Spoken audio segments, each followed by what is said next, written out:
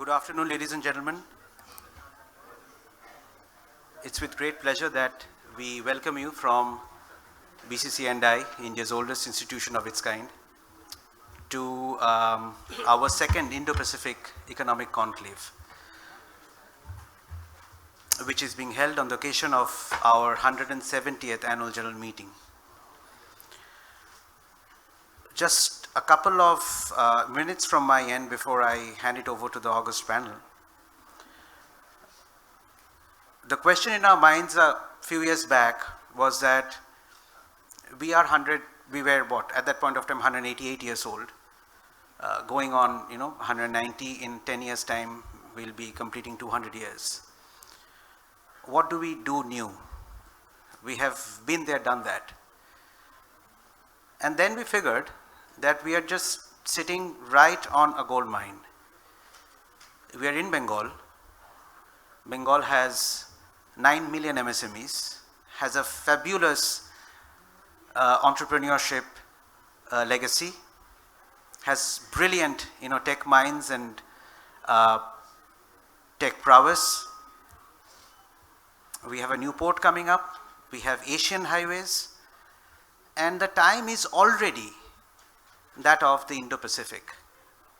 And the Indo-Pacific is just not a strategic concept, but for the Consul General of the United States, whom we are missing today. She couldn't be here, but she'll be here tomorrow. She had a very important meeting. We have all the members of Quad here. And again, Quad is just not a strategic concept.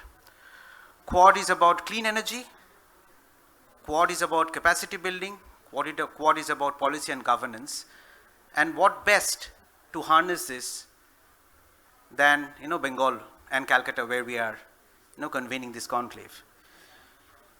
So last year we embarked on this journey, and enthused by the success, we thought that we should go on with this, and we created a network of chambers of commerce in the Indo-Pacific region. So we have got several chambers of commerce from Vietnam, Malaysia, Bangladesh, Bhutan, Nepal, Thailand with us, as we have got JETRO, KOTRA, TITRA, and all the government led agencies which are focused on trade and exports as our partners in this fledgling institution. So more of that later.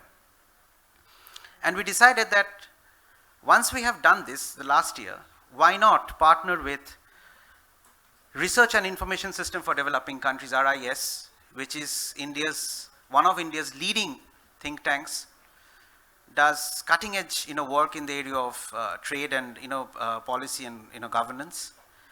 And here we are today bringing to you the second edition of the Indo-Pacific Economic Conclave with the vision, the India vision for one Indo-Pacific. We have with us Mr. Nakagawa Koichi, Consul General of Japan in Kolkata,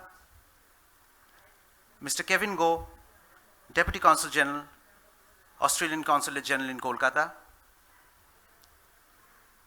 We will have Ms. Kathy Giles Diaz tomorrow, the US Consul General. We shall have Ms. Paramita Tripathi, Joint Secretary, Indo-Pacific Division, MEA, joining us from Delhi online. And along with them, we also have Dr. Probit De, Professor, RIS, who is a member of our Economic Affairs Committee, which is organizing today's program. And of course, Mr. Gautam Ray, President, BCCI, Mr. Arnob Basu, President Designate, BCCI, and Professor Dr. Ajitabu Rai Chaudhary, Professor Emeritus and Head, Department of Economics, Adams University, former Head of Economics, Jadavpur University, who is chairing our Economic Affairs Committee, as the moderator for today's session.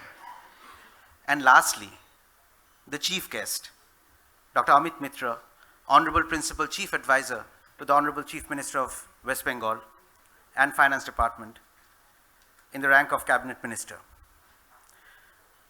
Just a couple of lines from my end before I hand it over to the President to start the proceedings formally is to Dr. Mitra. Dr. Mitra, I'm a student of economics, and to us, we don't look at him as a finance minister, as a former chairman of the Empowered committee of state finance ministers. We don't look at him as someone who has won, teaching awards in the US where he taught for, decades. But we look up to him as teacher. And every time you address us, sir, you take me back to my, macroeconomics books. Let me tell you this. And when I started my journey, as I was in Delhi decades back, 98, 99, the Kargil war was on. And I'll tell you, this is a very personal experience, and I have this chance, so I have to tell you this. WTO was about 4 years old. 95, WTO was born out of GATT. And you were one of the very few voices in the papers at that point of time who was talking about MSME and what are the trials, tribulations, and the opportunities from WTO. And that was a huge learning experience for me as a student in Delhi during turbulent but extremely rewarding times. So thank you, sir. May I request all of you to please put your hands together and welcome the August panel.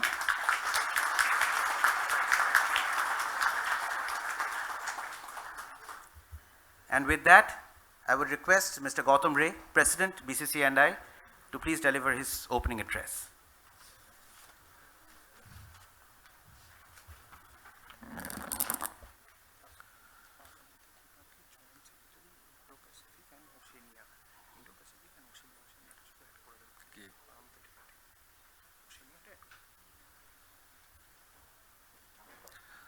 Good afternoon to all of you. This is the second edition of this Indo-Pacific Economic Conclave, which we started last year. And the context and the relevance has been clearly explained by our DG, Shubhodip. We found, when we thought about it, we didn't really think that it will be so participative and there are so much of resource available within this process.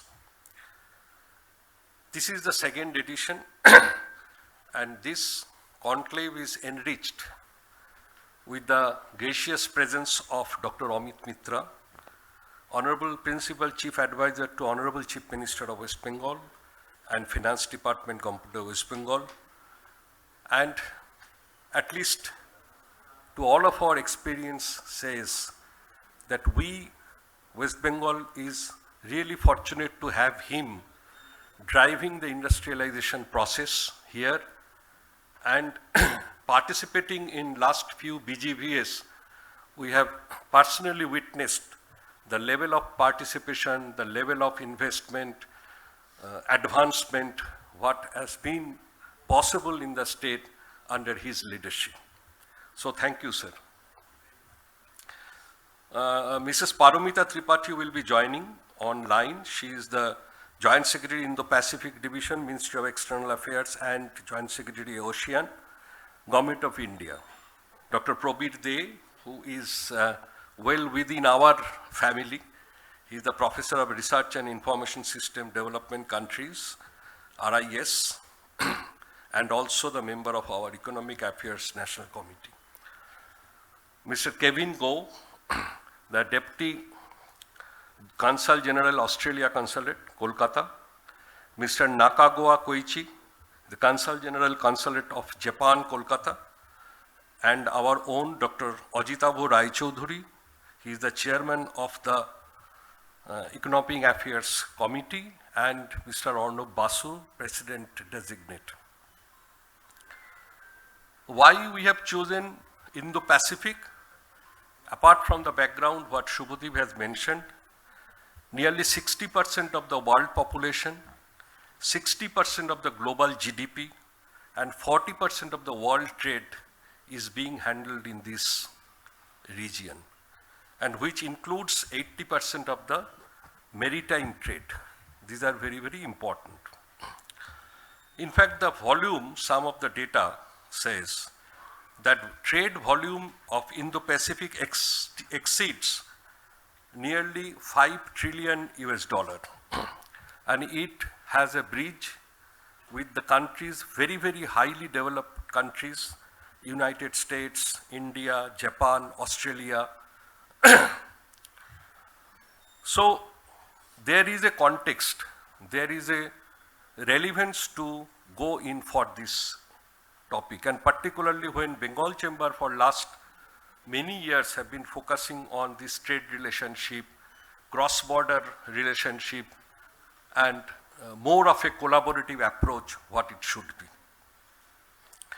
This year the topic is the India vision for one Indo-Pacific technology in connecting trade and economic progress. Now India, all of us know, we have a very, very high ambition that we will be becoming the most reckoning economic force in the world. We have almost exceeded $245 billion in technology industry. Pure play technology I am speaking of, which includes e-commerce, fintech, digital payments, and some of the cases, in fact, touching more millions of people. We have a very successful digital payment system we have established, unified payment interface or RuPay, etc. This only speaks about the Indian capability. This is if it is considered to be in the services. Hardcore technology industry also, we are not really lagging behind. We are also a front runner. Like electronics manufacturing, we have added $7 billion. Semiconductor, $10 billion. And together, it is now more than almost close to $100 billion, and which we are aiming to achieve 300 by year 2026. In fact, this occasion, we are very happy to say, and all of us know by the time, that the Quad Summit which has happened, they have identified West Bengal, Kolkata, as one of the major hub for the semiconductor industry. And there are reasons for it. So logically, it is basically the testimony of the developments what has been taken place, the capability and resource what we have, the will what we have from the government. All together, the destination has been chosen, and we are very, very hopeful about it, which has been recently declared by the visit of Honorable Prime Minister there in Quad Summit. Apart from this, the application side also, smart cities, smart grid, particularly in the electricity, the smart grid operations, which has a huge enabler for the consumers to decide that what time, what electricity they will consume, and also the optimization of the entire grid mechanism. These are some applications. IoT, in all of the industries now, IoT is one of the taking leading part. And this AI, machine learning, IoT, everywhere India, both with respect to resource capability as well as the infrastructure, technology, it is on the lead now. Now, last year we have consciously decided to have a Asia Indo-Pacific Chamber of Commerce, AIPCC, which yet is in the formative stage, but there have been very lively, regular interaction among the Chamber of Commerce of the 11 countries of the neighboring country. We had our meeting in Kolkata, we had our meeting in Bangkok in the middle of the year, and we are expecting to make it progress further on this with this body, which requires some formal shape, formal entity, which we are really working on. Now, I would like to conclude by saying that be it Indo-Pacific area or be it with this Asia Indo-Pacific, what I was speaking of, there are huge diversity. There are huge different culture, different language, different interests. So today in the world, to achieve sustainability, what is probably the writing on the wall, every nation having their differences among themselves, priorities different, maybe, but they have now understood how to make agreements, how to come to convergence on deciding the path towards achieving the sustainability. And that there, the role of collaboration in particular is very, very important. So any such effort, what we will be discussing for the next 2 days, definitely will set a path and will facilitate this process, which I sincerely believe. With this, I welcome you all again to this conclave, which we feel that one of the most important flagship event for the Bengal Chamber. Thank you.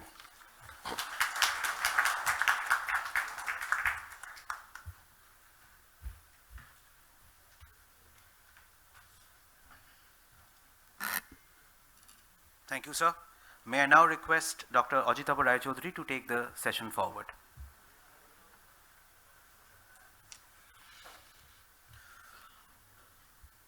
Well, thank you, President of BCCI, Mr. Roy, our chief guest, Dr. Mitro, our RIS partner, who is partner this time, Probit De, and the consul generals who are present here, and all the very valued dignitaries who have come here.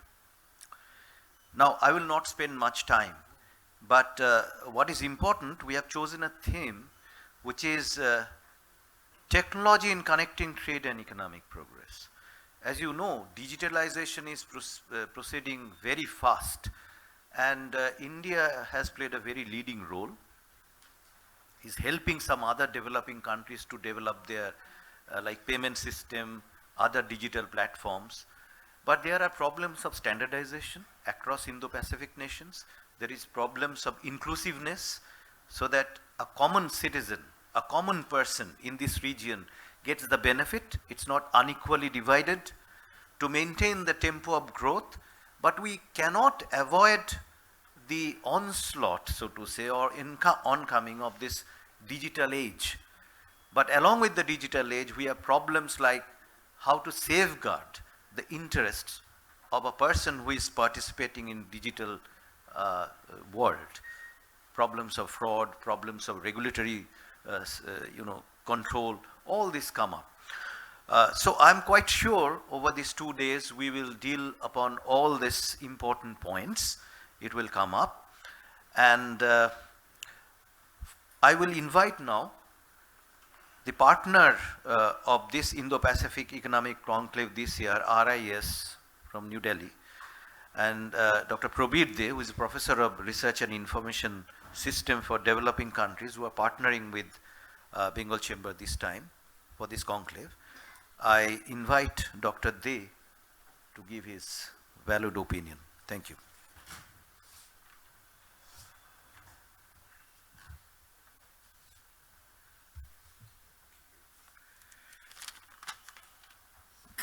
Thank you, Professor Ray Chaudhary, Mr. Gautam Roy, President, Bengal Chamber of Commerce and Industry, Mr. Basu, President Designate, BCC and I, respected Sir Dr. Amit Mitra, Honorable Principal Advisor to the Chief Minister of West Bengal, Ms. Paramita Tripathi, Joint Secretary, Indo-Pacific and Oceania, Ministry of External Affairs, who has joined online, Deputy Consul General, Australian Consulate General, Mr. Kevin Go, Consul General of Japan in Kolkata, Mr. Nakagawa Koichi, Professor Rai Chaudhary, the chair of the session, and representatives of diplomatic missions in Kolkata, overseas guests, dignitaries, participants, ladies and gentlemen. On behalf of RIS, we welcome all delegates, speakers, participants to the second edition of the Indo-Pacific Economic Conclave, which is being held at the great city, Calcutta or Kolkata. We are happy to be a partner of this grand initiative of the BCC and I. Our Director General, Professor Sachin Chaturvedi, could not make this program due to his preoccupation. It's a great honor for me to deliver the opening remarks on behalf of RIS. RIS, as you know, is an autonomous policy research institute of the Ministry of External Affairs. We have just completed 40 years of our establishment. RIS works in the areas of international economic relations. We host several centers of excellence, including The recent one, we call it Dakshin, the Center of Global South, and also the ASEAN-India Center. Now in modern India, perhaps the first conscious use of the term Indo-Pacific was by the noted scholar, Professor Kalidas Nag. Gurudev Rabindranath Tagore on his maiden voyage to East Asia and the Ceylon, today it's called Sri Lanka, talked about the need for bridge building. Written by his companion Professor Nag later in 1941 in his book called India and the Pacific World, where he wrote, and I quote, "Sailing in 1924 with Dr. Rabindranath Tagore in the Western Pacific, I was blessed by the master poet in my endeavor to trace the cultural and artistic relations of India with the nations of the Far East, China, Japan, Java and Bali, Champa and Cambodia, Malaya and Burma," unquote. This entire region is today we call the Indo-Pacific, and Calcutta remains as the key intellectual hub of the Indo-Pacific. There is no doubt about it. India's Indo-Pacific engagement is deep-rooted into 4 Cs: culture, commerce, connectivity, and climate. India has launched the Indo-Pacific Oceans Initiative, IPOI, in 2019.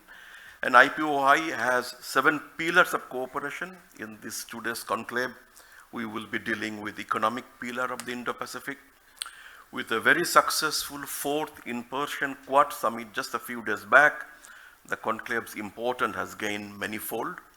Emerging technologies, digital connectivity, business and investors network, and other important issues will continue to play a critical role in building prosperous Indo-Pacific. Therefore, this today's theme correctly laid on technology in connecting trade and economic progress. This conclave has several important sessions on digital and emerging technologies, and also a proposal to launch Indo-Pacific Chambers of Commerce. I thank BCCNI and his team, in particular its Director General, Mr. Shubhadeep Ghosh, for roping RIS in this important program. We will walk the talk and continue to work together in its future editions. On behalf of RIS, I thank you once again for your participation in this program. I wish this conclave a grand success. Thank you very much.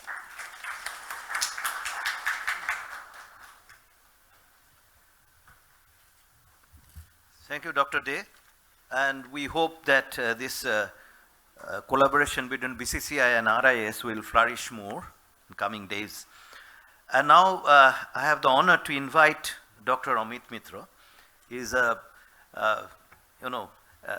well-known economist, as well as he has guided the financial and economic structure of West Bengal for quite a long time, for last more than a decade. So with this, Dr. Mitra, please.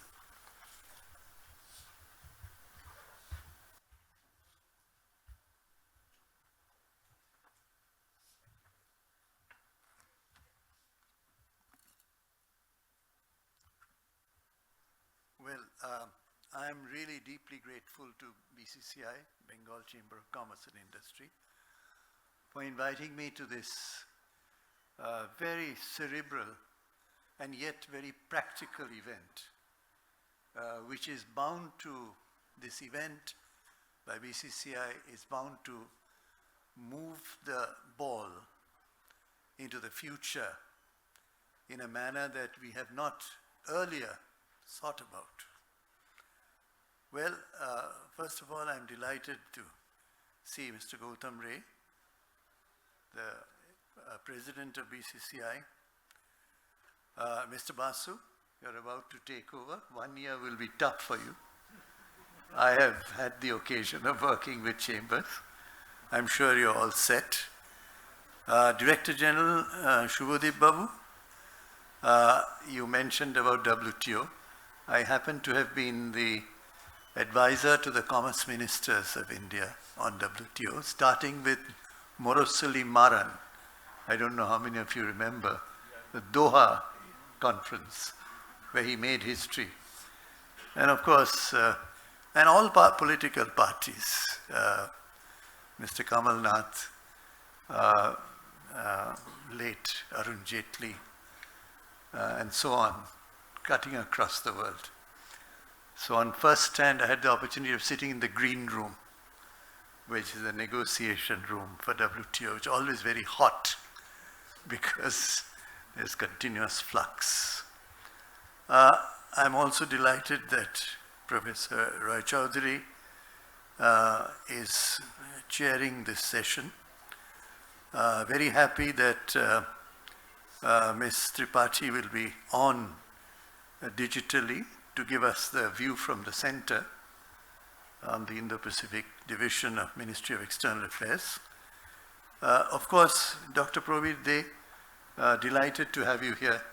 I've had long association with RIS, as you know, and Dr. Shukumai Chakraborty probably initiated the RIS at a very long. He was my professor, so I remember that. Thank you for being here from Delhi for BCCI.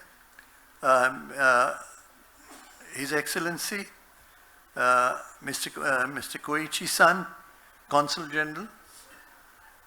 As you know, I had the honor of getting the rising sun with the blue ribbon from your emperor, most humbly so. So my engagement with your country is rather deep, and I love it, of course. And Mr. Kevin Goh, Deputy Consul General of Australia, delighted to have you with us today. Let me start by saying the topic is a tough one, emerging technologies and their impact on Indo-Pacific relations. What I plan to do is in a few minutes to give you what I think could be the big picture and then take you straight to West Bengal as a case study of what we have been able to do in the technology area and how those could be leveraged in the future. Let me start by submitting to you that the big picture in the Pacific Economic Framework, if you take that as a matrix, 14 countries, GDP 42.6 trillion. So we are talking about a very large sum. 40% of global GDP. Population 2.57 billion. That's what you've selected today for this conference. And of course, that's 32% of the world's population. Trade figure you've quoted. Therefore, we are looking at a very large space. 14 countries, all the majors in the world, with the United States on one end, Japan on the other, Australia, Indonesia, a whole set of top countries of the world, India, of course. Hot off the table, just a few days ago, so your conference is at a very propitious time, 21st September 2024 in Delaware, United States. Your India signed clean economy. That's pillar 3 of the Indo-Pacific Economic Framework. India also signed fair economy. It's another pillar out of the 4.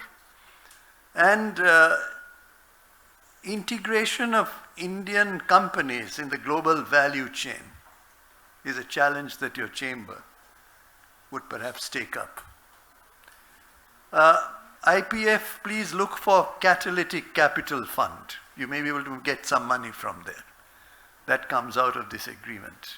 Maybe BCCI can inform you more on that, your members. Fair economy, transparency, predictable trade. Very difficult for entrepreneurs to function in non-predictable circumstances. So predictable trade, transparency, an investment environment. These are some of the things that were signed in Delaware. And I recall our long association in Delaware. We would drive to a beach called Lewis Beach in Delaware, some weekends. Now I come to, by the way, there's a tech council. India has also signed the overarching agreement in Delaware. There's a tech council there, hidden in the papers. Maybe BCCI can dig it up. It says share best practices. between these 14 countries. It said standards, and I think you spoke of standards. It says enhance resilience of digital infrastructure. Cyber security, very, very critical. When 14 countries communicate, there's got to be those hackers, paradise, waiting to get to you. Cyber security, undersea cables, which I'll come to in a moment, and artificial intelligence. Let me move to the energy, emerging technologies and their impact, how we would look at that. I'll come straight to West Bengal. Let me talk about the base. How did we build the base? Amra base ta ki kore toiri korlam. Silicon Valley Hub, Honorable Chief Minister announced. Everybody said, what is this Silicon Valley Hub? 200 acres, 100 acres first, and another 100 acres. Where are we today? 41 companies have been allocated land in the Silicon Valley Hub. And I'll tell you a little more about those companies, which we need to connect with the Indo-Pacific countries, which you can take that purpose. The way it worked, and one of my colleagues is probably here from Webel, managing director, he gave me a very useful insight. Let's look at policy induction and see what happens. So states broadband policy in 2020, building the base. What happened? According to Webel, the telecom infrastructure got 7,500 crores of investment. Did you know that? Just with one policy. I see some of the past presidents. I know what you've gone through, so I recognize you too. So 7,500 crores of investment. 2. Data center policy in 2021. At that time, nobody thought of data center policy. I happened to have been IT minister then. And all of us, our heads put together, we said we should have a data center policy, and Chief Minister Mamata Banerjee said, yes, we should go ahead, passed by the cabinet. What is the result? At the end of the day, it's proof of the pudding is in its eating. So what is the end of the day? What's the situation? 11 data centers of different sizes have taken space in Silicon Valley Hub. 11. Of which 7 are now complete. And what are these 7? I was curious to know what these 7 are, you know.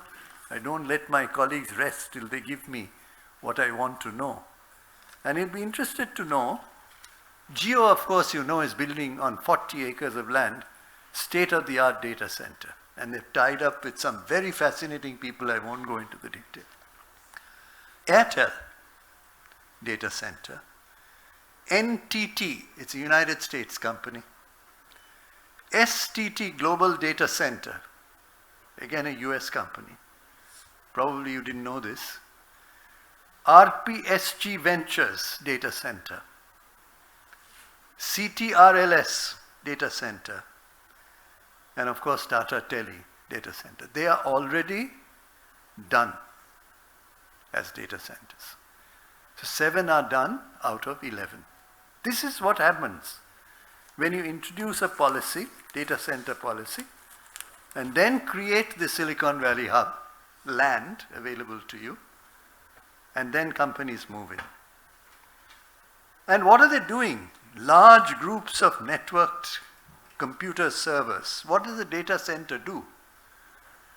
Large group of networked computer servers for remote storage, processing, distribution of large amounts of data. This is where the collaboration with the 14 countries come up. Are we doing so? How much are we doing? Now comes the next policy. West Bengal Internet Cable Landing Station Policy. Don't forget, when you do use your broadband, your signal goes through Mumbai or Chennai. None in the east. So we worked on an internet cable landing station policy. The minute the policy came, a company jumped in this case Geo, and connecting who? One of the countries in the 14, Singapore, to Digha. So Digha cable landing station. So connect West Bengal to digital hubs of the world.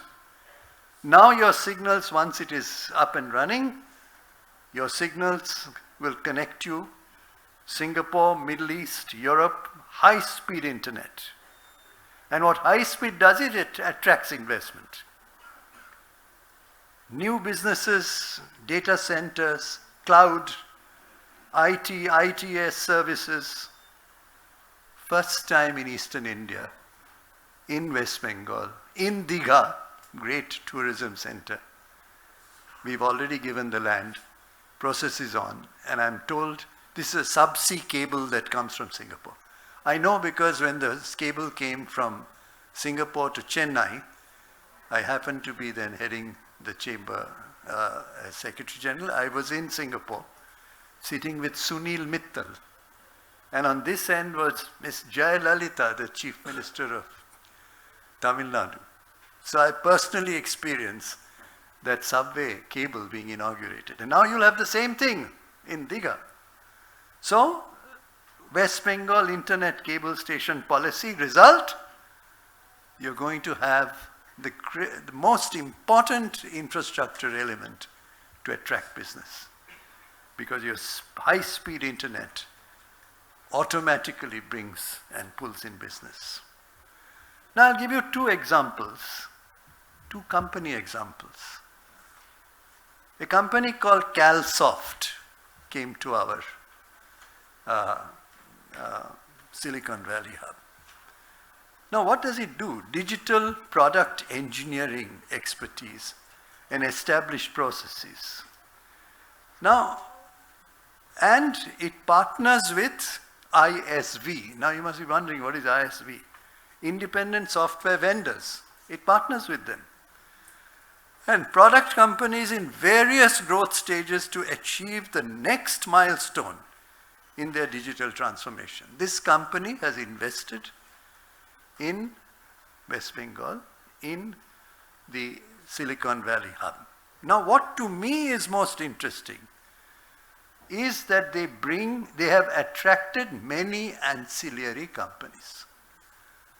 So one comes, and then a whole network of smaller people, bright startups, then come around. So, example, CalSoft, full of ancillaries already working in West Bengal. The second, because these are examples you would not have known, that's why I'm not using a known entity. The second one I'll give you is Persistence. This is another interesting company, Persistence Systems Limited. What does it do? It's a revenue of 1.2 billion US dollars, 23,000 employees out of Pune, comes to West Bengal, attracted by the Silicon Valley hub. It does digital engineering and enterprise modernization. Partners, cloud computing,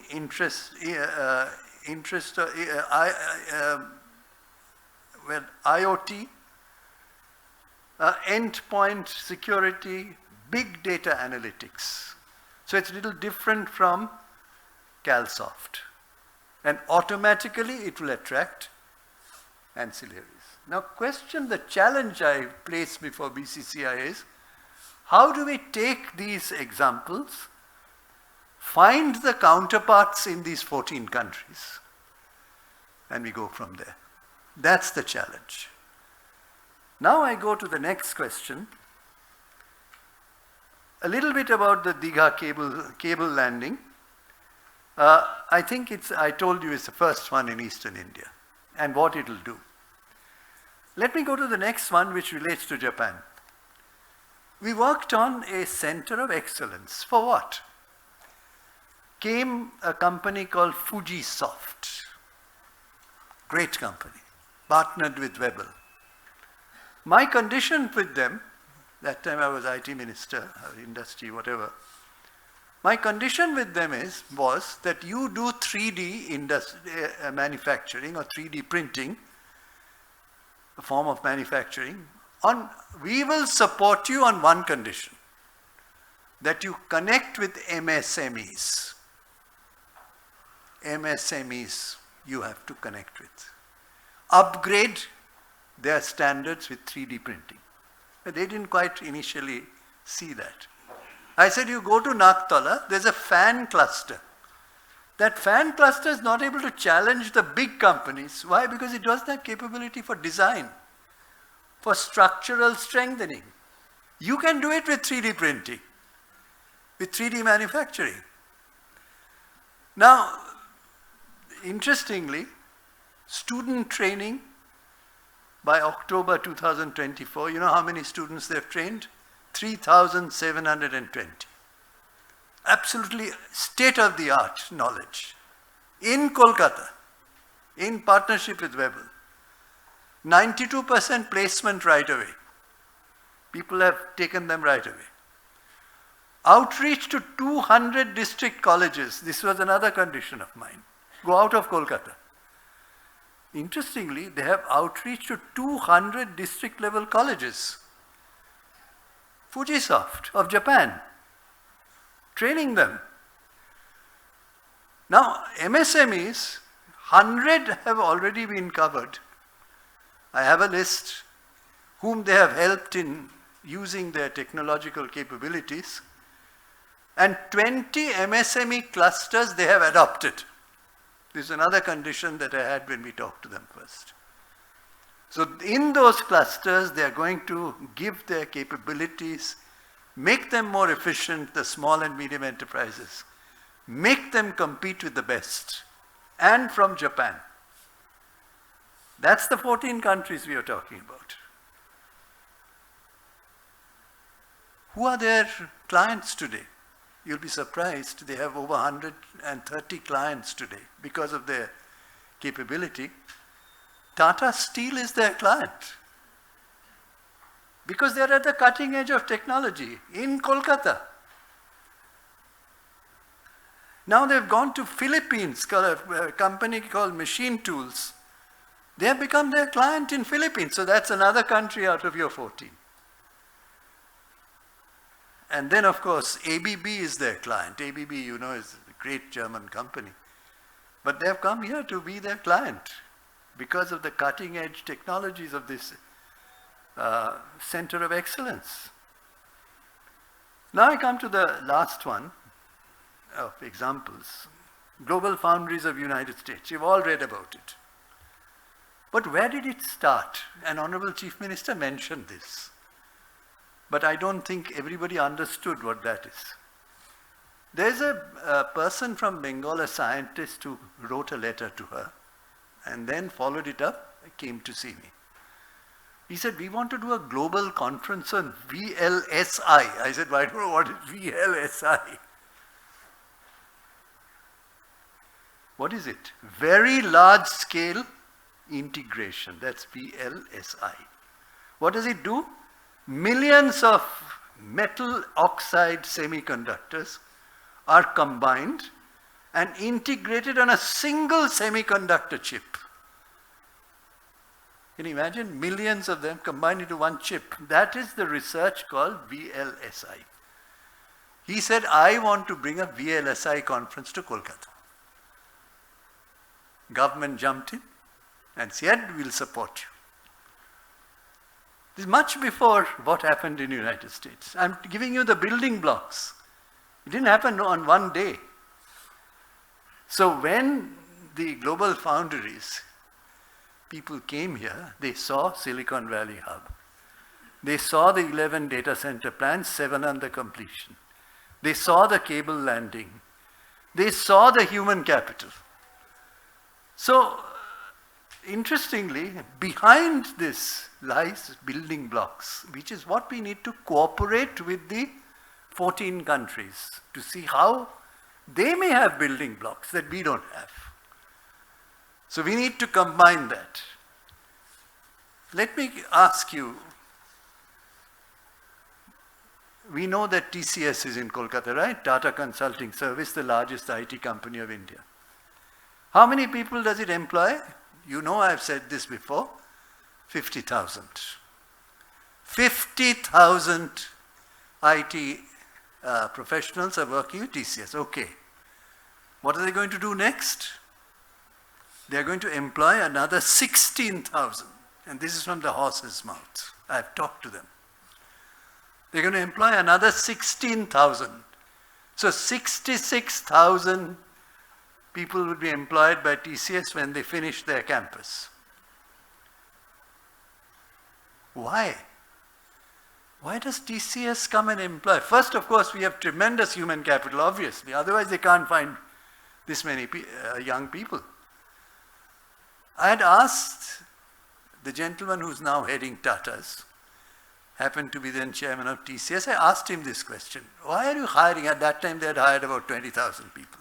Why are you hiring so many people in Kolkata? Good human capital? He said, of course. Is that enough? He said, no. Attrition rate. That means you train somebody for 1 year and the person walks away, goes to another company. Attrition rate in Kolkata is 3%. Attrition rate in Bangalore and Hyderabad is 35%. So you put human capital into a young person. That young person walks away after 1 or 2 years with your human capital. Not in Kolkata. Only 3% against 35% in Bengaluru and 35% in Hyderabad. Now, interestingly, Genpact is here. Larsen and Toubro's entity, LTI Mindtree. Do you know how many people they're in the Silicon Valley hub? They've employed 3,000 people already, presently. And they're going to go to 10,000 people in the next 5 years. Irakara, they are LTI Mindtree, that is Larsen and Toubro's joint venture with Mindtree. Already 3,000 people within 1 year. And now they're going to hire another 10,000, a total of 10,000 people in the next few years. So my submission to you is that you take the American company. The US is part of the 14. There is an American company hiring 22,000 people in Kolkata. Are you aware of that? And they're expanding. So my submission to you is, I've given you an example of Japan, the center. I've given you an example of Singapore, the under subsea cable. I've given you an example of United States, aside from what happened a few days ago, that they are. I've given you the names of data centers. So I would conclude with only one caution. I was involved in the free trade agreement. I see my time is over. With a free trade agreement with ASEAN. I was on the track 2 with the government when I was in Delhi. I'm very sad. On one hand, I'm very happy that our trade has hugely increased with ASEAN. It happened in 2010. We are in 2024. But here is the warning. Our trade deficit is massive with ASEAN. In fact, what we export to them, we import double of that amount from ASEAN, past the free because of the free trade agreement. Now there are rumors in the market, commercial intelligence says one big country, I won't name, comes into ASEAN, incorporates companies, they become part of ASEAN, and then they export to India. I don't know the reason. You have to, BCCI can research it. Maybe it is because our tariffs have gone down. We have liberalized. I don't know the reason. But my submission is, when we collaborate with each other, these 14 countries, remember, we mustn't rush into a situation Then we stand back and we start regretting. I'm sure RIS would have data on this. You were very much a part of the ASEAN Free Trade Agreement. My question is, collaborate with all of this background I've given you of West Bengal. Each one can be a collaborative point with a country. The other day, the ambassador of Indonesia wanted to see the chief minister. No, chief minister was not in town, so he asked me to see him. And interestingly, he said, she said, we always feel that we are just there with India because, they're also trying to be the fourth largest or third largest or whatever. Fabulous country. And they are part of ASEAN. So my submission to you is such great countries with great human capital, synergic in nature with us. Remember, when we proceed on that, cybersecurity, don't forget. And don't forget the fact that you can make a mistake in the collaboration, like we did with ASEAN. We did or did not. That's a matter of debate.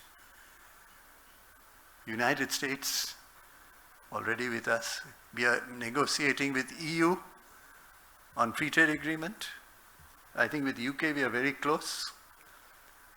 So one has to be conscious in collaborations and partnerships. And therefore I conclude, ladies and gentlemen, by saying, great developments in West Bengal are placed before you step by step. Now it's for BCCI to take these building blocks forward, these company capabilities forward, into these 14 countries with trillions of dollars of GDP, great human capital. Australia, for example, tremendous. Japan, for example, tremendous. When we work with them, we can create a new world, undoubtedly. Thank you so much for inviting me today.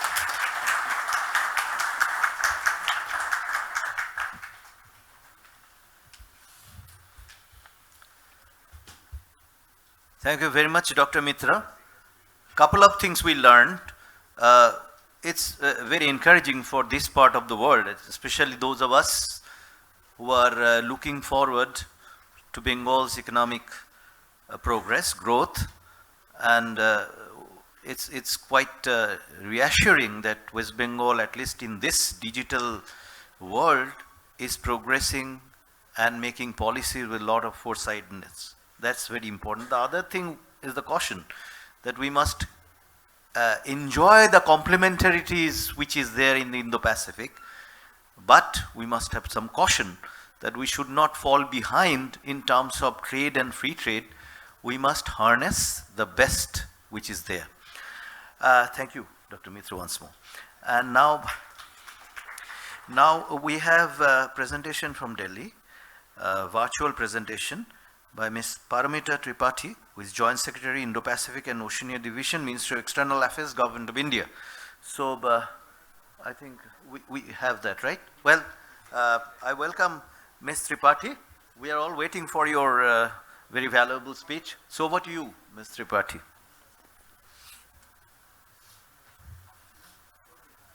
Namaskar. Dr. Amit Mitra, Honorable Principal Chief Advisor to Honorable Chief Minister of West Bengal and Finance Department, Government of West Bengal. Mr. Gautam Rai, President, BCCNI, and President, Corporate RPSG Group. Mr. Nakagawa Koichi, Consul General of Japan. Mr. Kevin Go, Deputy Consul General of Australia. Professor Dr. Ajitabho Raichaudhuri, Professor Emeritus and Head, Department of Economics, Adamas University. Dr. Prabir De, Professor RIS and Member Economic Affairs, National Committee, BCCNI. Distinguished leaders from business and industry and business chambers, ladies and gentlemen. I hope I am audible, and thank you for accommodating me in virtual format. I congratulate the Bengal Chamber of Commerce and Industry, BCCNI, on their 170th annual general meeting. Very few chambers would have the experience of so many years that BCCNI has. I would also like to thank BCCNI for inviting me to deliver this address at the second Indo-Pacific Economic Conclave. It is an honor for me to address such an esteemed audience, all of whom are playing a vital role in shaping the future of the Indo-Pacific region. My apologies and regret for not being present in person in my beloved hometown. The Indo-Pacific is not merely a geographic space. It is the beating heart of global economic growth. It houses 65% of global population and is responsible for half of global trade. This region's future is bright, contributing over 60% of the world's GDP at the moment. More than the numbers, however, the Indo-Pacific is defined by its critical role in global commerce, with key trade arteries such as the Malacca Strait, the Suez Canal, and the Strait of Hormuz serving as lifelines for economic activity worldwide. However, the region's vibrancy is tempered by challenges.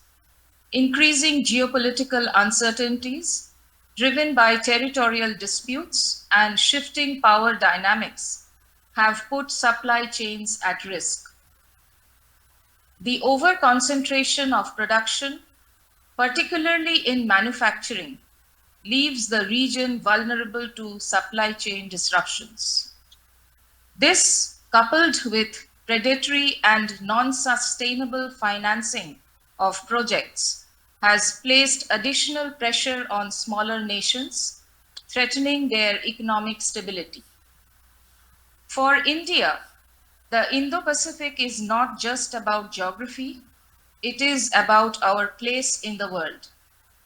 The region reflects India's own growth story, marked by its rise as the world's fifth largest economy and the development of our infrastructure through flagship programs such as Make in India, Digital India, and Skill India. It is also where India is expanding its global trade, forging new partnerships, and asserting its geopolitical influence. Our engagement with the Indo-Pacific is driven by the vision of Sagar, security and growth for all in the region. This vision, articulated by Prime Minister Shri Narendra Modi at the Shangri-La Dialogue, emphasizes India's commitment to a free, open, and inclusive Indo-Pacific. The Indo-Pacific Oceans Initiative, or the IPOI, embodies this commitment, bringing nations together to promote maritime safety, environmental conservation, and trade connectivity. The theme of this conclave, Emerging Technologies and Their Impact on Indo-Pacific Relations, is both timely and relevant. Technology is at the core of the region's economic transformation. India is leading the way with a digital economy projected to reach $1 trillion USD by 2025. Innovations like the India Stack and UPI have revolutionized digital governance and payments, setting new standards for financial inclusion and regional integration. At the 20th ASEAN-India Summit held last year, Prime Minister Modi announced the ASEAN-India Fund for Digital Future to enhance cooperation in digital transformation and financial connectivity. This builds on the ASEAN-India Science and Technology Fund, which was established in 2007 and which drives research in cutting-edge areas. Besides our proven strength in digital and space technology, India is also creating conducive environments and facilitative ecosystems in semiconductors and renewable energy, telecom, pharma, automobile, and auto components, among other areas. India's trade relations in the Indo-Pacific are robust and growing. Our trade with ASEAN surpassed 131 billion USD in 2022-23, underscoring the depth of our economic engagement. Moving forward, we are focused on building secure, transparent, and efficient trade frameworks. Technologies like sustainable energy-based transportation, blockchain, smart port solutions, and regional data sharing initiatives will be crucial in achieving this. We must also address the issue of sustainable financing to ensure that infrastructure development benefits all stakeholders and not just a select few. Our cooperation under initiatives such as the International Solar Alliance and the Coalition for Disaster Resilient Infrastructure are aimed towards this. Regional cooperation is critical to navigating the complexities of the 21st century. Platforms such as the Quad, ASEAN, and the Indo-Pacific Economic Framework, the IPEF, are central to ensuring peace, stability, and economic growth. India's leadership in these initiatives reflects our commitment to fostering a free and open Indo-Pacific. Additionally, our roles in MGC, or the Mekong-Ganga Cooperation, BIMSTEC, and the Indian Ocean Rims Association, or the IORA, demonstrate our belief in the power of regional mechanisms to drive economic and technical cooperation. As Prime Minister Narendra Modi emphasized at the recent Quad Summit, the Indo-Pacific's future hinges on collaboration and sustainability. In an era of increasing uncertainty, we must build resilient and reliable supply chains. This means diversifying production bases, investing in infrastructure, and ensuring that all economic activity is rooted in transparency and long-term sustainability. India is fully committed to these goals, and we believe in an inclusive, rules-based economic development model that benefits all. At the Quad Summit, we also reiterated our commitment to tackling global health challenges, particularly in cancer prevention and treatment. This focus on collective well-being is a testament to our holistic vision for the Indo-Pacific.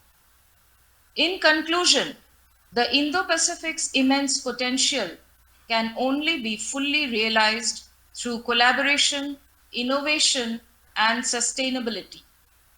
We must work together to turn challenges into opportunities, ensuring that this region remains a hub of peace, prosperity, and progress. Platforms like this conclave are crucial in advancing these goals, bringing together diverse perspectives to forge new partnerships and solutions. I am confident that discussions held at the conclave will help strengthen our collective efforts towards a more integrated, prosperous, and secure Indo-Pacific. Thank you for your attention. Namaskar.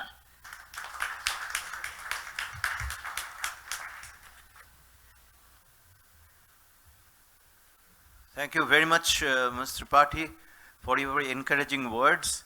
In fact, you reposed a lot of faith in this Bengal Chamber of Commerce, who is hosting this conference, Conclave, to take a leading role. And we look forward to your support from the Ministry of External Affairs to go forward, which will be a great support for us, and we look forward to that. And one more thing, there are a lot of commonalities in speeches we will hear. But the one which he stressed is inclusiveness. For example, apart from just technology, industry and others, like cooperation in solar awareness, disaster management. We miss some of these things in our discussion, but they are so important in this world, in this situation of climate change. Every moment we are realizing that. So this kind of thing, thank you, Mr. Tripathi. You mentioned this, and this is a very important point. Thank you once more for giving us these encouraging words. Thank you.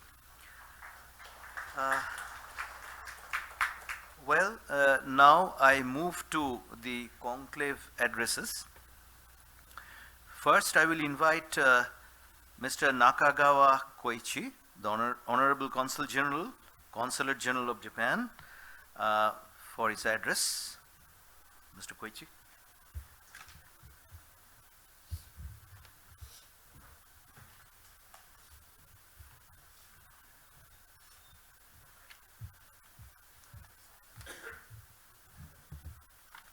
His Excellency, Dr. Amit Mitra, Honorable Principal Chief Advisor to Chief Minister to West Bengal, Ms. Paramila Tripathi, Joint Secretary, Indo-Pacific Division, Ministry of External Affairs, Dr. Gautam Ray, President, Bengal Chamber of Commerce and Industries, Dr. Parabil De, Professor Research and Information System for Developing Countries, and my colleague, Australian colleague, Mr.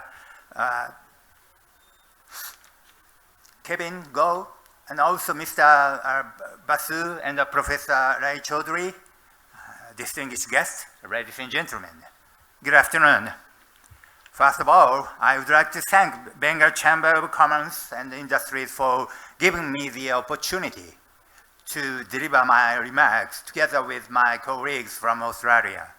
Today, I would rather like to talk mainly about the recent Japan-India economic relation, as well as the business activities, some of the Japanese companies.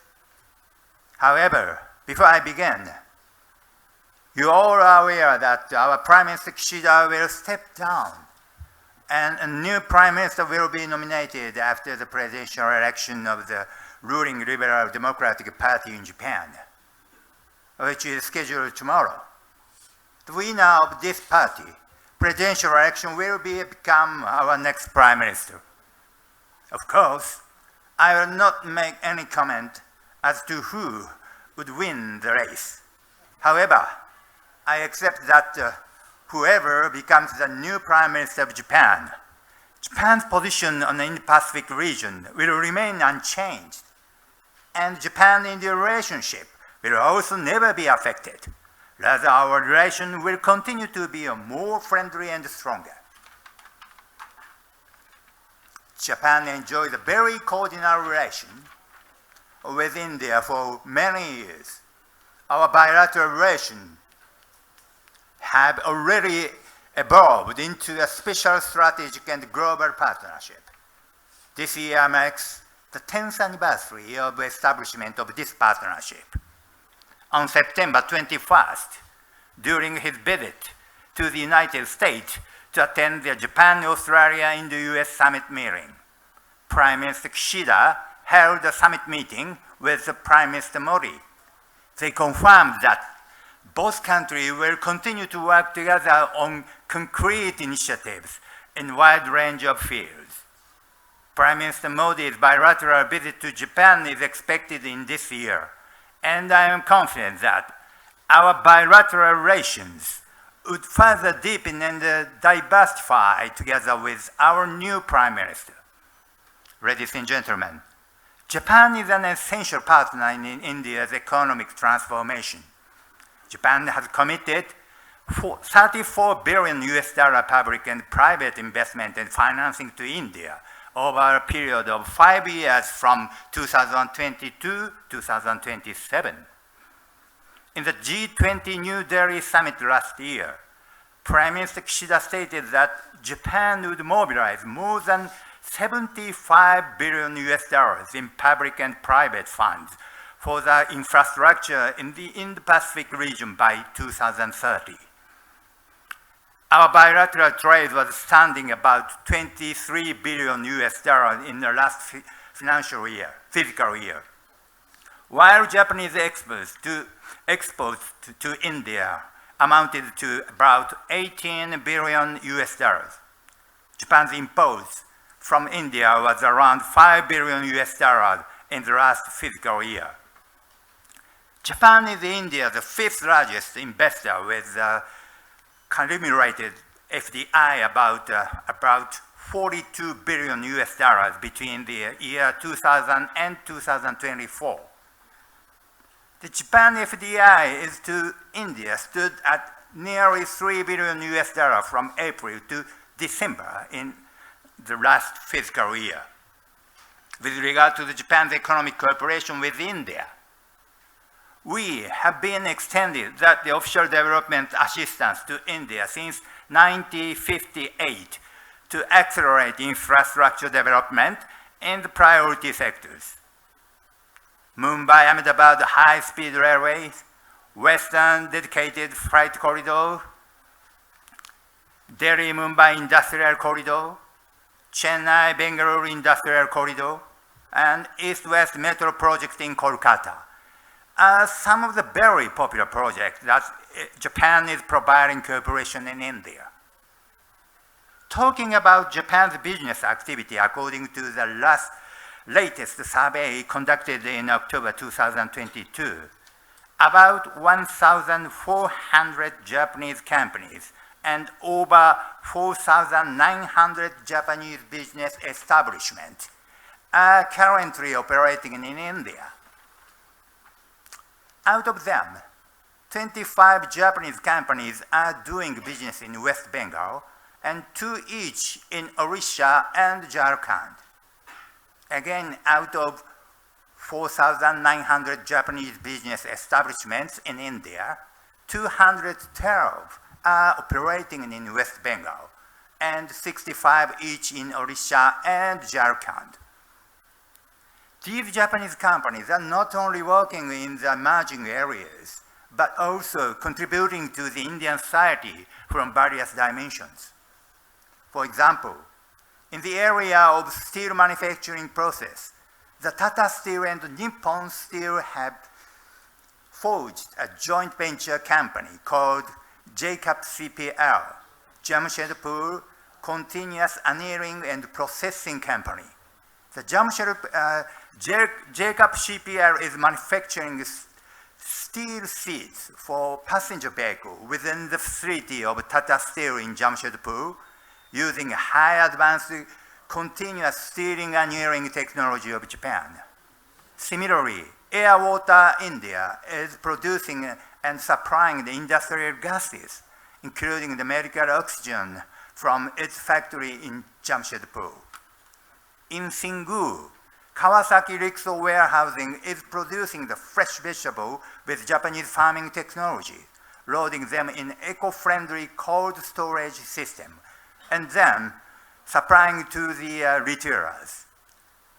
It is worth mentioning that the Kawasaki Rixo employs a number of the female workers from the rural areas. In the field of the mobility in India, Tera Motors is assembling the eco-friendly e-rickshaws near Kolkata. It is making Bengal as its major hub of electric vehicle.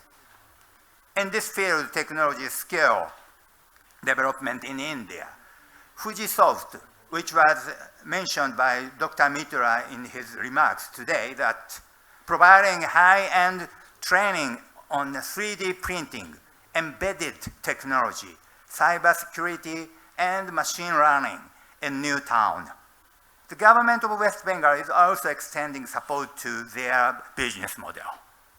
There are many more examples of Japanese companies and their contributions to the Indian society. However, to boost the flow of investment, it is important to create the industrial value chain and logistics. With that aim, Prime Minister Kishida launched the new plan for the vision of free and open Indo-Pacific in March last year, and the concept of the industrial value chain in the Bay of Bengal region. The core element of the cooperation in this vision is multi-layered connectivity. A number of significant developments have taken place over the past 1 year toward creation of such an industrial value chain, particularly in the northeast India and neighboring Bangladesh. Japan is a leading country to support the development of landlocked northeast India through Japan-India Act East Forum. To conclude my remarks, I would say that Japan is currently one of the fastest. India is currently one of the fastest growing major economies, aspires to be a $5 trillion economy by 2025, and takes center stage in the global affairs. To fulfill that aim, India needs a lot of investments. Japan is happy with the inflow of Japanese investment and increasing presence of Japanese business in India. To sum up, Japan-India economy relation is standing on the strong foundation, and Japan will continue to strengthen partnership with India in multidimensional fields. Japan will remain committed to economic cooperation toward India. Thank you very much.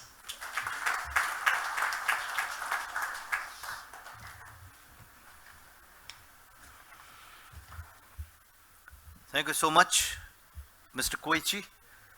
It's natural that the land of the rising sun will help the land of the rising star among developing countries.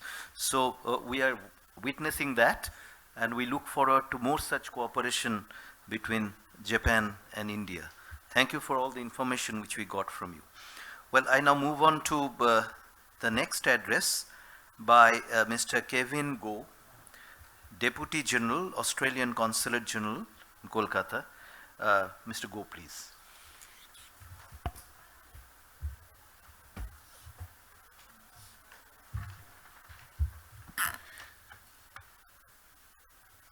Good afternoon and namaskar and namaste, or good day and konnichiwa.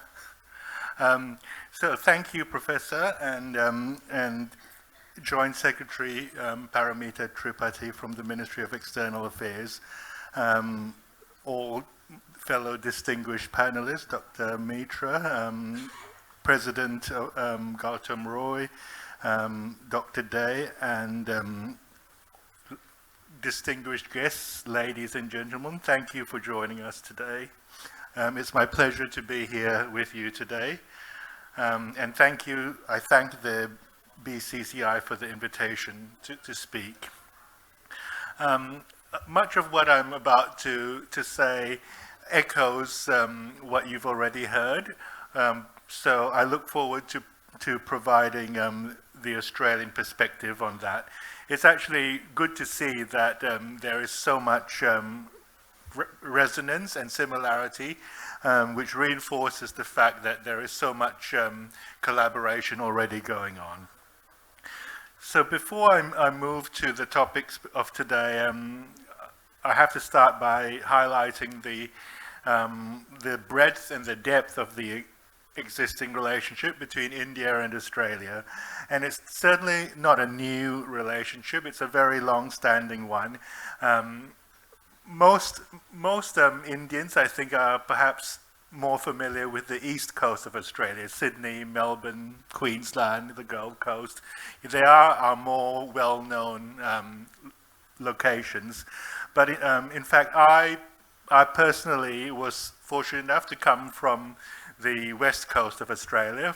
I'm from Perth. It's a part of Australia that most of you will know until about 200 million years ago was joined to eastern India in what is now called Gondwana. So it's definitely not a new relationship. We have a very long-term relationship, and it's one that we're very proud to grow and continue to this day. As others have already highlighted, India and Australia, as with other countries in the Indo-Pacific, India is an essential partner for us as we look to diversify our economic and strategic relationships. We are building a relationship with India that will benefit all the region and will allow us to advance our shared interests, be they economic, strategic, or at the people-to-people level, and to enact a vision for a peaceful, stable, and prosperous Indo-Pacific region. Beyond that, India and Australia are natural trading partners. We have complementary economies, and you will all be aware, I'm sure, that about 18 months ago we concluded an economic cooperation and trade agreement known as ECTA. And in the 18 months since ECTA came into force, nearly 30 billion Australian dollars worth of Australian exports has entered India with either zero tariffs or with lower tariffs than most others. And we are currently in the process of negotiating the next stage of our economic partnership with India, a comprehensive economic cooperation agreement, or known as CECA. We are working as part of that on including a digital trade chapter. So this could potentially unlock the benefits of the digital economy for businesses of all sizes in both countries and in the region. The Australian government across the partnership has also enacted multiple recent initiatives that highlight the growth in the relationship. We have created a new Centre for Australia-India Relations, which conducts programs to increase the cultural and business relationship between the two countries and strengthens engagement with the diaspora communities. We have a new roadmap about to be launched for Australia's economic engagement with India. As part of developing that new roadmap, we have been conducting consultation sessions and forums in Australia and around the region, and in India.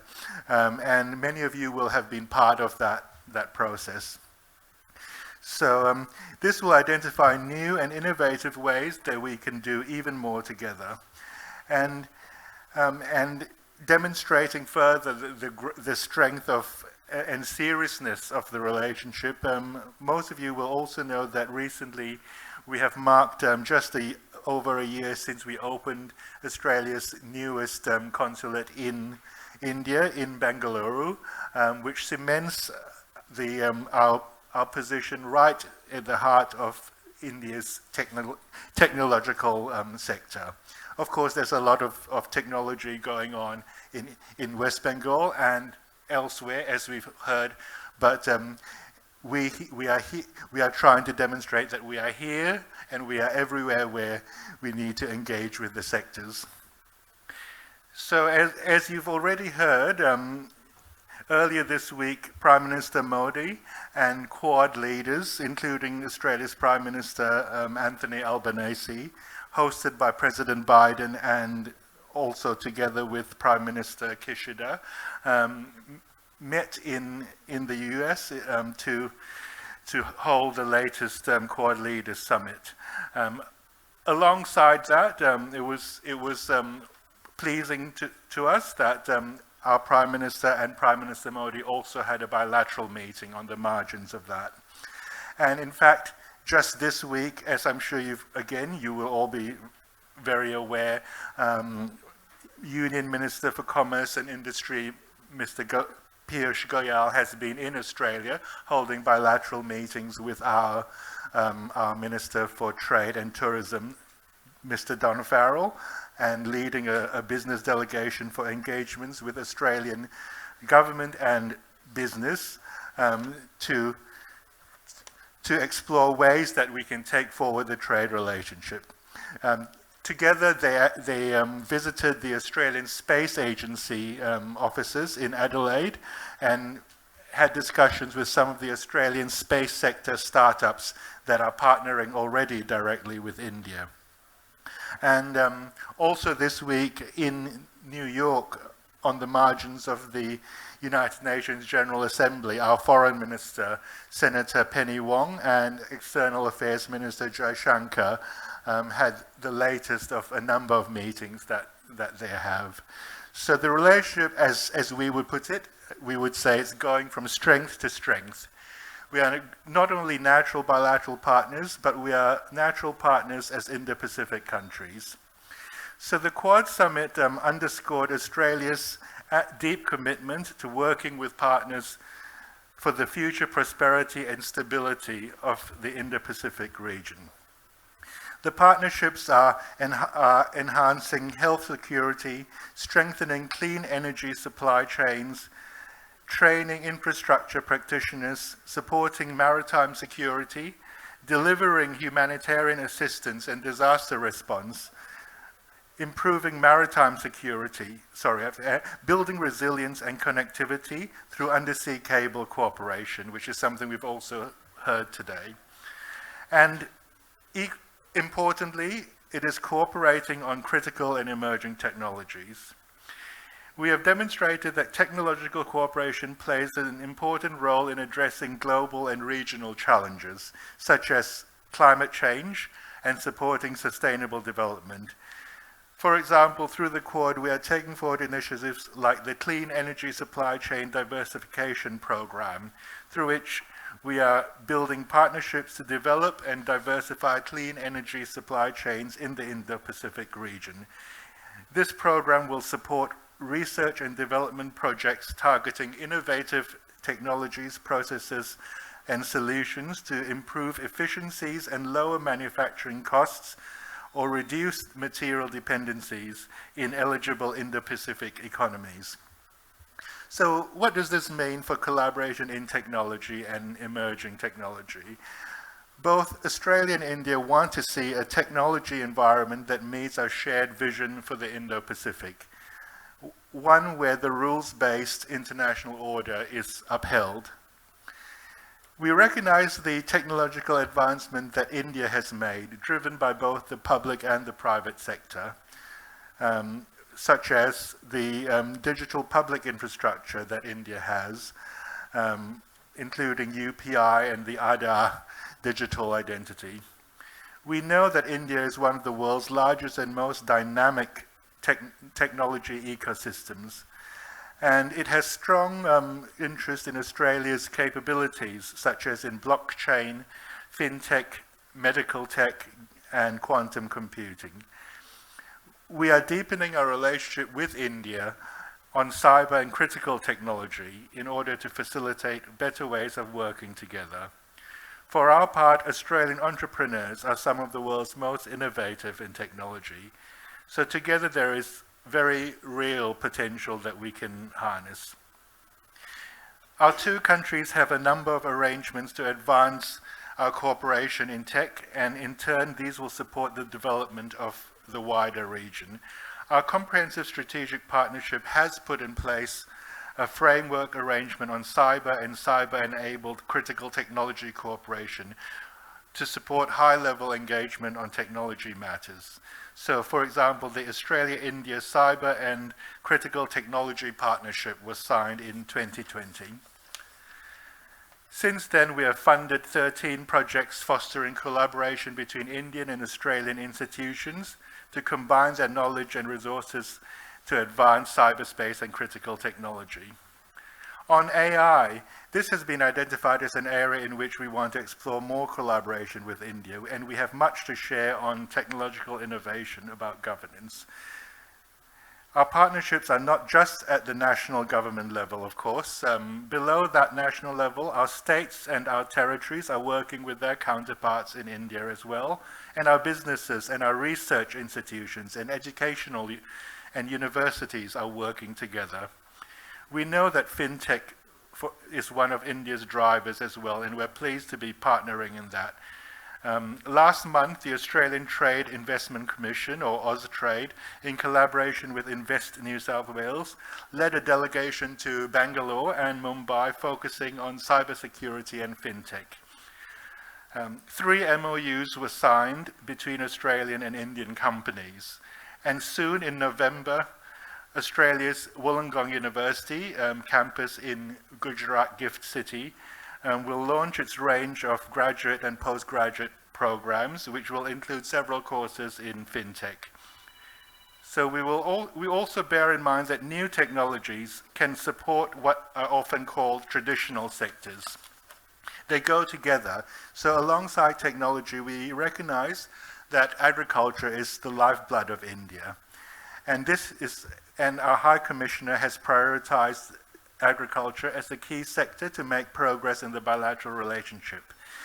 The sector faces challenges in India and in Australia, such as climate change.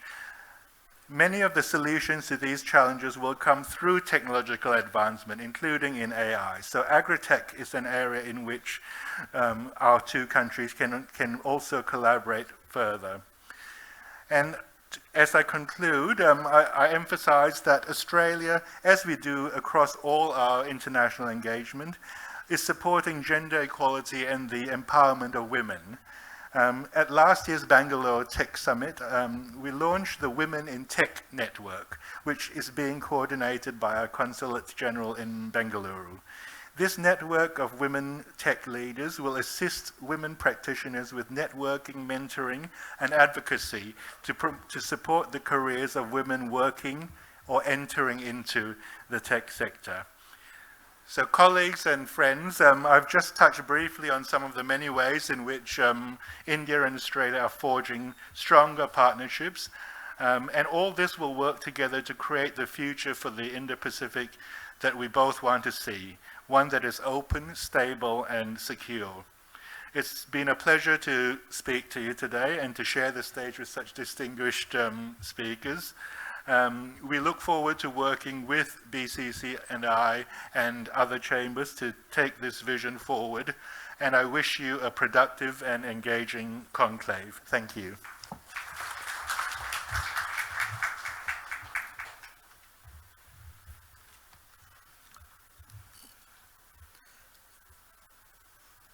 Thank you very much, Mr. Goh.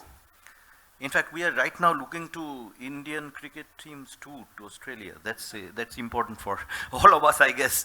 And you know, there are a lot of good scientists and researchers who are there in some of the good universities in Australia, Monash, Australian National University, University of Sydney. There are some of the top universities there. And your cooperation on AI and R&D in some of the emerging sectors will be very important, I guess, in the Indo-Pacific region, because we two countries can really give some brilliant, innovative ideas. Before I invite Mr. Basu for the vote of thanks, very quickly, I don't want to really sum up everything. In fact, I summed up after every speaker. But there is all around, there are hopes for Bengal, as Mr. Amit Mitra just said. There are a lot of possibilities in this Indo-Pacific region for Bengal, and the forward-looking leadership which we have, especially like Mr. Mitra, who is there carrying out these things. And then from Ministry of External Affairs, Ms. Tripathi also has a lot of good wish for this kind of endeavor, and she, as usual, we have that earlier also from Ministry of External Affairs, that we should move ahead.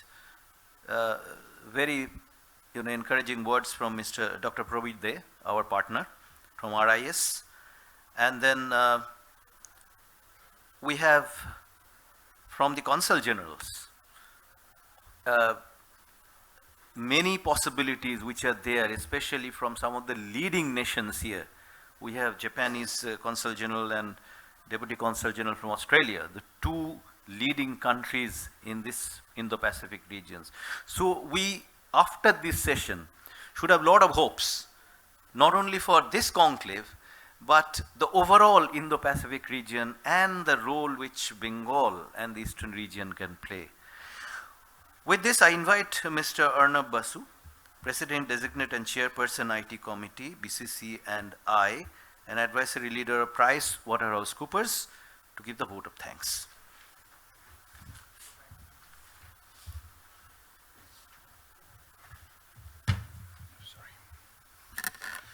Ladies and gentlemen, it gives me great pleasure in delivering the vote of thanks today on the inaugural day of this year's Indo-Pacific Economic Conclave and on the occasion of our 170th AGM in the august presence of Dr. Amit Mitra, Honorable Principal Chief Advisor to the Honorable Chief Minister of West Bengal and Finance Department, Ms. Paromita Tripathi, Joint Secretary, Indo-Pacific Division, Ministry of External Affairs, Government of India, Mr.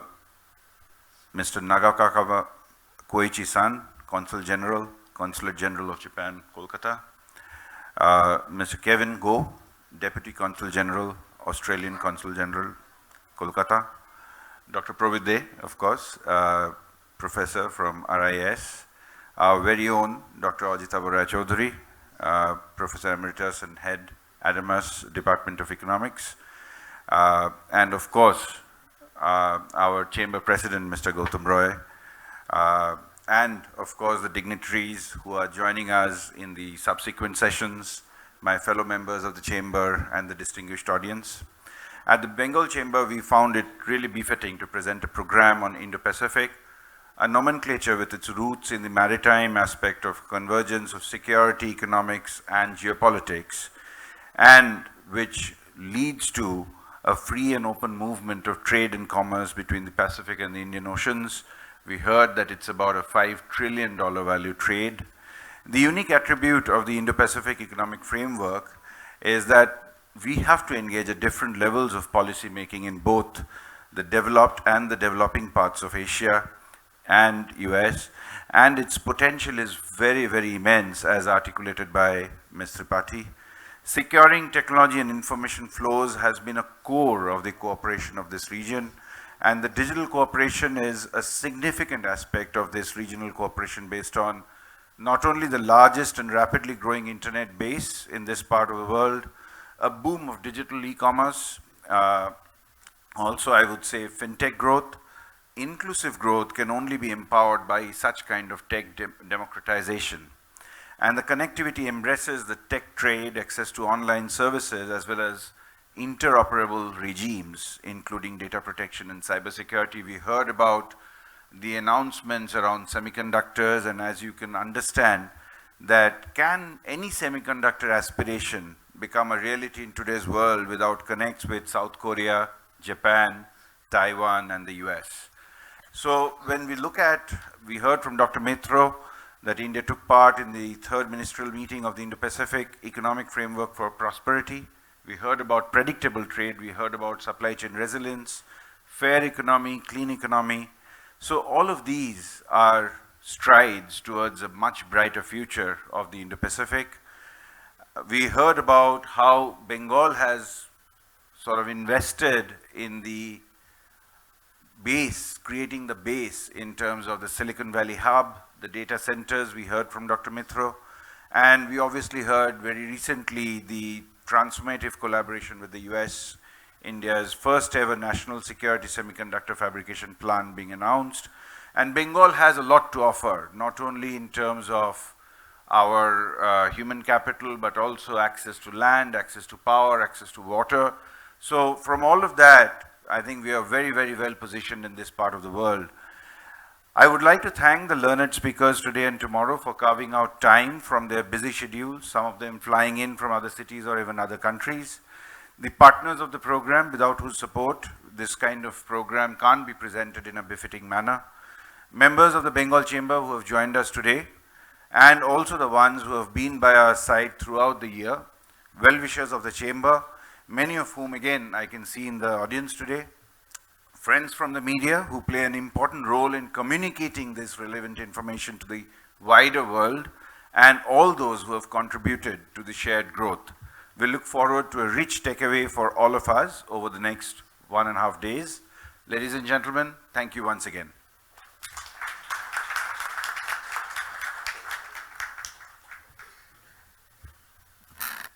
Thank you, Arnob.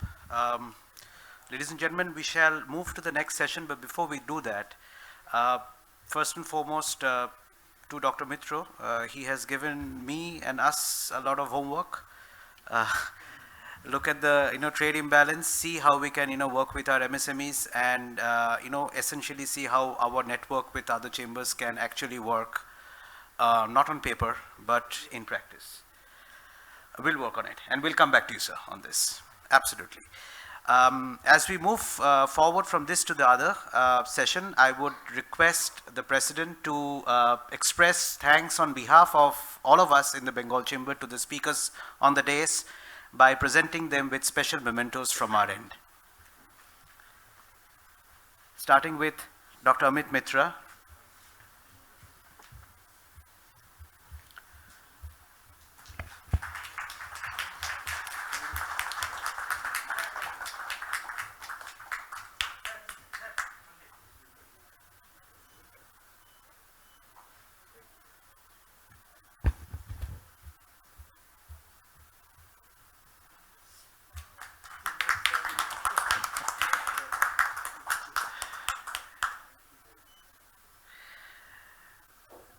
May I request Mr. Arnab Basu to please present a memento to Mr. Koichi.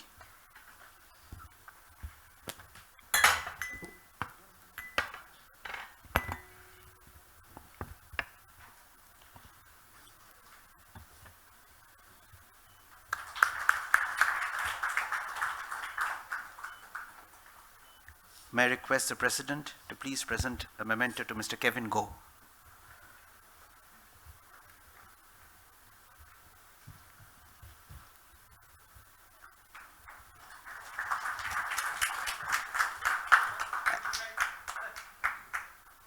And for Arnob to please present a memento to Dr. Probit De.